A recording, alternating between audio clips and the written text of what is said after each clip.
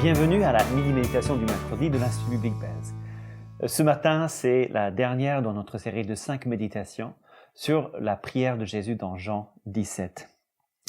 Et la question que nous posons dans cette méditation, c'est qu'est-ce que Jésus veut? Qu'est-ce qu'il désire?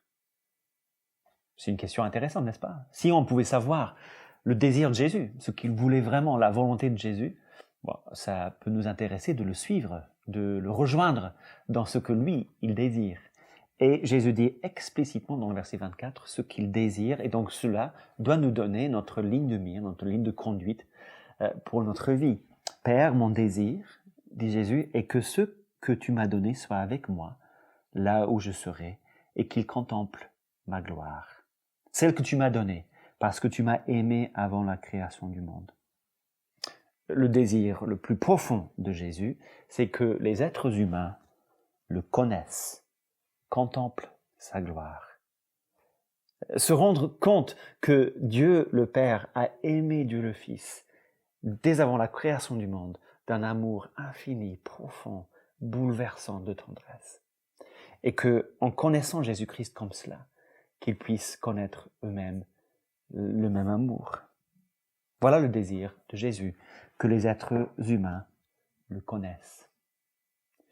Et donc, si je réfléchis à ma vie, à la lumière de cela, ce que Jésus veut pour moi, c'est que je le connaisse de mieux en mieux, que je contemple de mieux en mieux et de plus en plus sa gloire, que j'ai une connaissance grandissante de jour en jour, de semaine en semaine, d'année en année, de qui est Jésus, de ce qu'il est venu faire, de quelle est la gloire qu'il a, de combien le Père l'aime, pour que moi aussi je puisse l'aimer de mieux en mieux, contempler sa gloire.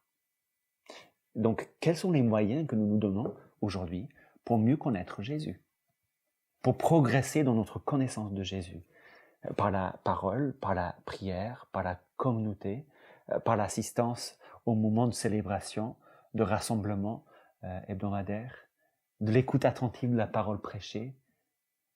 Voilà des moyens que Jésus nous a donnés pour grandir dans la connaissance et dans la contemplation de sa gloire. Et le désir le plus cher de Jésus, c'est qu'on le connaisse. Que faisons-nous donc pour le connaître? Est-ce que nous grandissons de jour en jour dans sa connaissance? Et pas uniquement nous, mais que d'autres personnes le connaissent également.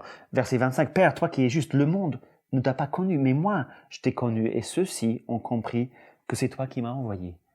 Je t'ai fait connaître à ses disciples, à nous-mêmes, et puis la promesse, et je continuerai à te faire connaître, pour que l'amour que tu m'as témoigné soit en eux, et que moi-même je sois en eux. Dieu, par Jésus-Christ, va continuer jusqu'à la fin des temps à se faire connaître. Et nous nous joignons à lui dans cette mission, par notre consécration à lui, et par notre témoignage fidèle de la gloire de Jésus.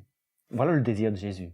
La question c'est, est-ce que nous va le rejoindre dans cette prière et dans cette action?